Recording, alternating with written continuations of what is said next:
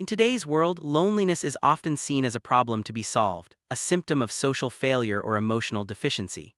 Campaigns are launched to fight it, therapists treat it, and most people fear it. But what if we've misunderstood its true nature? This video explores a radical revaluation. Loneliness is not a disease but a crucible, a vessel where meaning can be forged. Rather than romanticizing isolation, we'll examine how loneliness, when faced with courage, can become the ground for profound self-discovery and creative insight. Let's begin by challenging our assumptions about what it means to be alone. Loneliness is often misunderstood as something purely negative. But what if it's actually a space where the self can meet itself? In the silence that comes when the world quiets down, we are left with our own thoughts, sometimes uncomfortable, sometimes illuminating. This crucible of solitude is where deep questions arise. Who am I? What do I want? Why do I exist? These questions rarely surface in the noise of daily life. Instead, they emerge in the stillness when distractions fade and the mind turns inward. Loneliness, then, is not the enemy of meaning, it is often its necessary precondition. Have you ever noticed how your deepest thoughts often come when you're alone? In crowds, we perform. In conversation, we react. But in solitude, we confront ourselves. It's in these quiet moments that the mind dares to ask the big questions. Without the distractions of social interaction, we can finally listen to the voice within. This is where philosophical insight and creative rebirth can begin. The noise of the world fades and the self is given space to speak. Solitude, then, is not just absence, it's an opportunity for profound self-exploration. Drawing from existential psychology, especially Yalom's work, loneliness can be understood in three distinct forms. Each form carries its own dangers and potential for growth. First, there's the loneliness of being misunderstood even when surrounded by others. Second, the loneliness of alienation from oneself when we lose touch with our own desires and identity. Third, existential loneliness, the profound realization that no one else can truly share our unique perspective. Understanding these forms helps us see loneliness not as a single experience, but as a complex and transformative force. The first form of loneliness is the feeling of being misunderstood. You might be physically present with others, yet feel unseen or unheard. It's the loneliness of presence without connection, being in the room but not of the room. This form is especially dangerous because it can masquerade as belonging. The individual is not alone in body but alone in soul. Because this loneliness is invisible, it can erode from within, leading to despair, self-doubt, and in extreme cases, self-destruction. Recognizing this form is the first step toward healing. The second form of loneliness is alienation from the self. This happens when you no longer recognize your own desires or identity. Questions like, what do I want, or why am I living this way, begin to surface. This form of loneliness is neutral, it's neither inherently destructive nor redemptive. It's a threshold, a crisis before rebirth. If you collapse under the weight of these questions, you may fall into nihilism.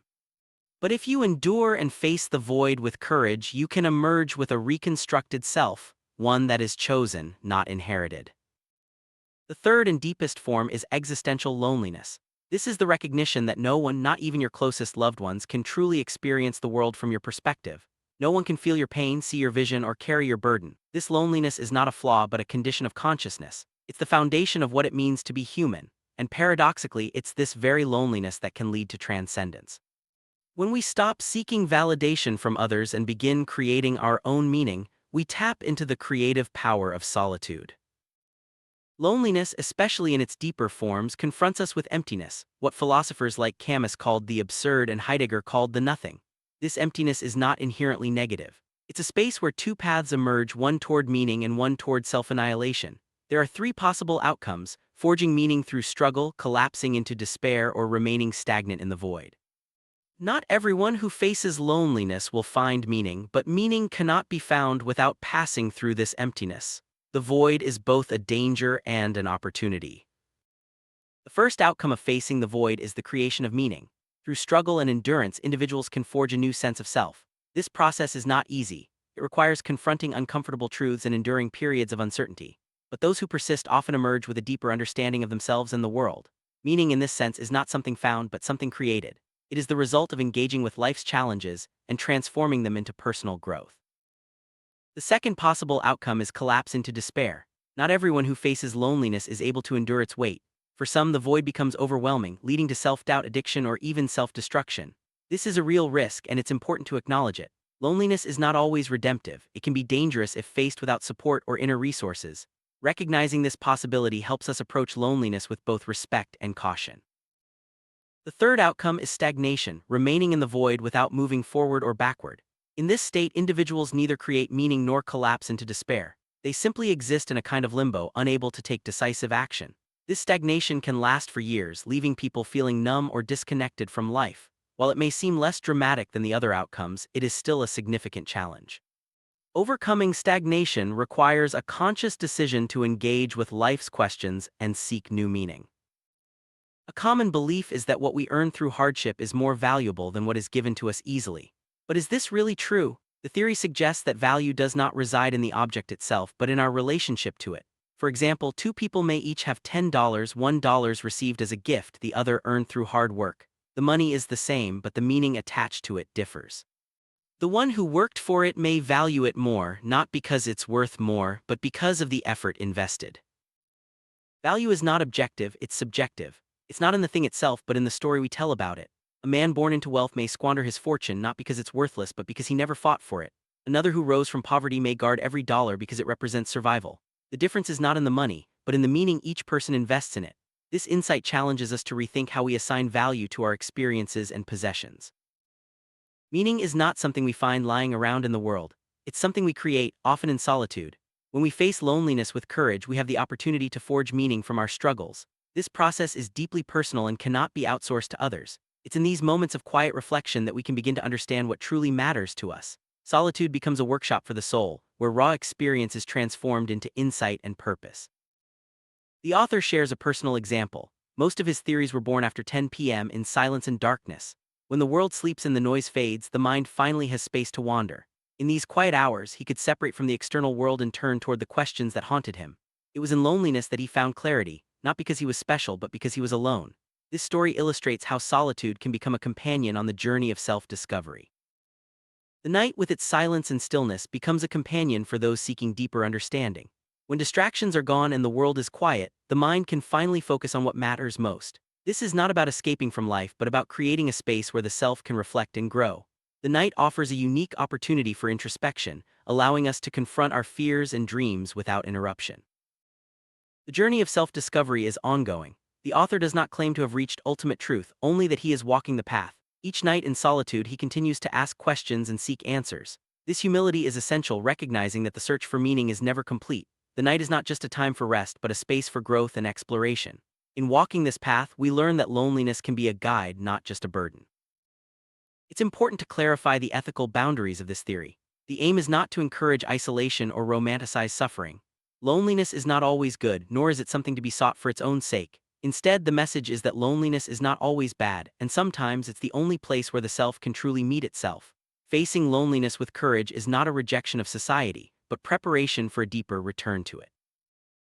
Solitude is not about rejecting society, but about preparing for a deeper engagement with it. When we face loneliness and learn from it, we become better equipped to connect with others. The insights gained in solitude can enrich our relationships and help us contribute more meaningfully to the world.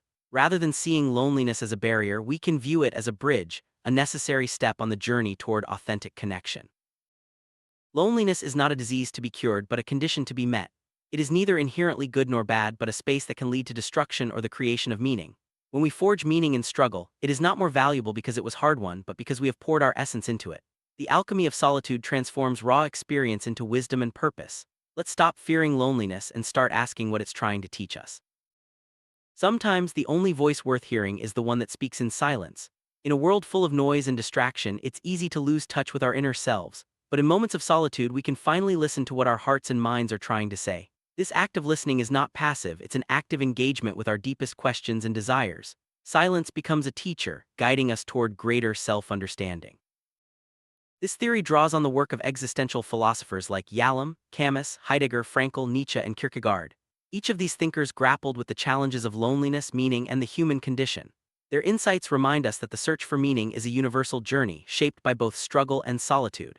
By engaging with their ideas, we can deepen our own understanding of what it means to be human. Existential psychology, particularly the work of Irvin Yalom, provides a framework for understanding the different forms of loneliness. By recognizing the psychological dimensions of solitude, we can better navigate its challenges and opportunities. This approach encourages us to see loneliness not as a failure, but as a necessary part of the human experience. Through existential psychology, we gain tools for transforming loneliness into a source of growth and meaning. The dialectic of existence is the ongoing tension between connection and isolation, meaning and emptiness. This tension is not something to be resolved once and for all, but something to be lived with and explored. By embracing the dialectic, we open ourselves to the full range of human experience. Loneliness becomes not just a problem, but a source of insight and transformation. The journey is ongoing, and each step brings new challenges and opportunities. Subjectivity is at the heart of how we assign value to our experiences. What matters most is not the objective qualities of an object or event, but the meaning we attach to it. This perspective invites us to take responsibility for our own stories and to recognize the power we have to shape our lives. By embracing subjectivity, we can find value even in difficult or painful experiences. The process of meaning-making is dynamic and ongoing. It involves confronting challenges, reflecting on experiences, and integrating insights into our lives. This process is often catalyzed by periods of solitude when we have the space to think deeply and honestly. Meaning is not static, it evolves as we grow and change. By engaging in meaning-making, we become active participants in our own lives. Facing the void is a central challenge of the human condition. It requires courage, endurance, and a willingness to confront uncertainty. The void is not just emptiness, it's a space of potential where new meanings can be forged. By facing the void rather than fleeing from it, we open ourselves to transformation. This is the crucible where the self is tested and renewed. This theory is not offered as dogma, but as an invitation to reflect more deeply on the human condition. Is loneliness a failure of connection or a necessity for depth? By moving beyond fear and embracing understanding, we can transform our relationship with solitude. The journey is personal, but it is one we all share. Let's use loneliness as a starting point for greater self-awareness and compassion. This work is built on the insights of philosophers and psychologists who have dared to speak from the silence. Their courage in facing loneliness and exploring its depths has paved the way for new understanding. By acknowledging their contributions, we honor the ongoing dialogue about what it means to be human. Each of us can add our own voice to this conversation, enriching it with our unique experiences. The final message is simple: let's move beyond fear toward understanding. Loneliness is not a failure but a necessity for depth. By embracing solitude, we can discover new sources of meaning and connection. The journey is not always easy, but it is always worthwhile. In the silence of loneliness, we may find the voice we've been searching for all along.